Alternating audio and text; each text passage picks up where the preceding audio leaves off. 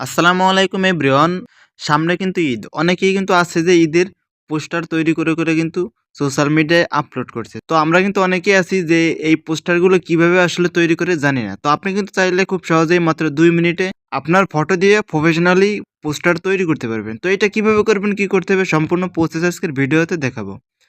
তো সম্পূর্ণ ভিডিওটি কন্টিনিউ করতে থাকুন। চলুন তাহলে কথা না বাড়িয়ে ভিডিও শুরু করা যাক।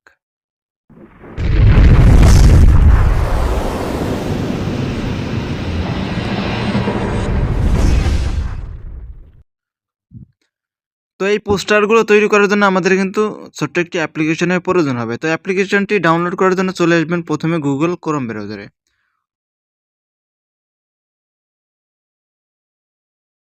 ক্রোম ব্রাউজারে আসার পর আপনারা কি করবেন, এইটা লিখে সার্চ করবেন।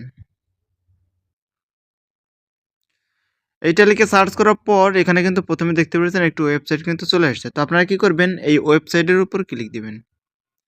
ওয়েবসাইটে ক্লিক দেওয়ার পর একটু নিচের দিকে স্ক্রল করলে এখানে দেখতে পাচ্ছেন লেখা আছে ঈদ মোবারক পোস্টার। তো আপনারা কি করবেন, এই টাইটেলটার উপর ক্লিক দিবেন।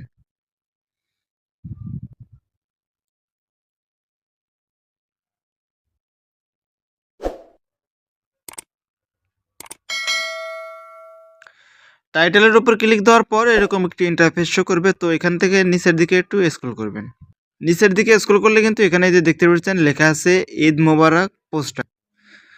তো আপনারা কি করবেন, এখানে ক্লিক দিয়ে অ্যাপ্লিকেশনটি ডাউনলোড করে নেবেন। তো আমার আগে থেকেই ডাউনলোড করা আছে। ডাউনলোড করার পর কি করবেন, অ্যাপ্লিকেশনটি ওপেন দিবেন। অ্যাপ্লিকেশনটি ওপেন দেওয়ার পর এরকম একটি ইন্টারফেস শো করবে। তো উপরে দেখতে পাচ্ছেন লেখা আছে স্টার্ট।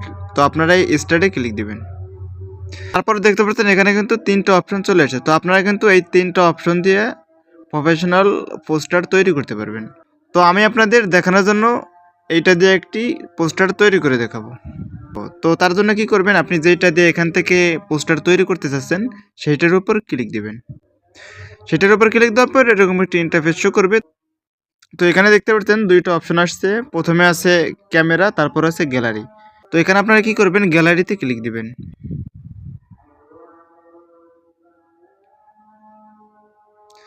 গ্যালারিতে ক্লিক দেওয়ার পর কিন্তু আপনার ফোনের গ্যালারিতে চলে আসবে। তো আপনি যেই ফটো দিয়ে প্রফেশনাল পোস্টার তৈরি করতে চাচ্ছেন সেই ফটোটি গ্যালারি থেকে নিয়ে নেবেন। তো ফটোতে ক্লিক দেওয়ার পর এরকম একটি ইন্টারফেস শো করবে। তো এখান থেকে আপনার যতটুকু প্রয়োজন ততটুকু কিন্তু এখান থেকে ক্রপ করে নেবেন। নেওয়ার পর কি করবেন, ডান পাশে উপরে দেখতে পাচ্ছেন লেখা আছে ডান, এই ডানে ক্লিক দিবেন। তো তারপরে দেখতে পাচ্ছেন এরকম একটি ইন্টারফেস কিন্তু চলে আসছে। তো আপনার ফটোটি আপনি এখান থেকে সুন্দরভাবে এডিট করে নিয়ে নেবেন। তো একটু নিচের দিকে লক্ষ্য করলে কিন্তু এখানে দেখতে পাচ্ছেন অগণিত ফ্রেম কিন্তু দেওয়া আছে। তো আপনার এখান থেকে যেইটা ইচ্ছা সেইটা কিন্তু নিয়ে ফটো এডিট করতে পারবেন। তো তারপর একটু নিচের দিকে লক্ষ্য করলে কিন্তু এখানে দেখতে পাচ্ছেন লেখা আছে ইফেক্ট। তো আপনারা কিন্তু চাইলে এই ইফেক্টে ক্লিক দিয়ে আপনার ফটোটি আরও কোয়ালিটিফুল করতে পারেন। তো এই ফটোটি সেভ করার জন্য কি করবেন, এই ডান পাশের নিচে দেখতে পাচ্ছেন লেখা আছে ডান। তো আপনারা এই ডানে ক্লিক দিবেন।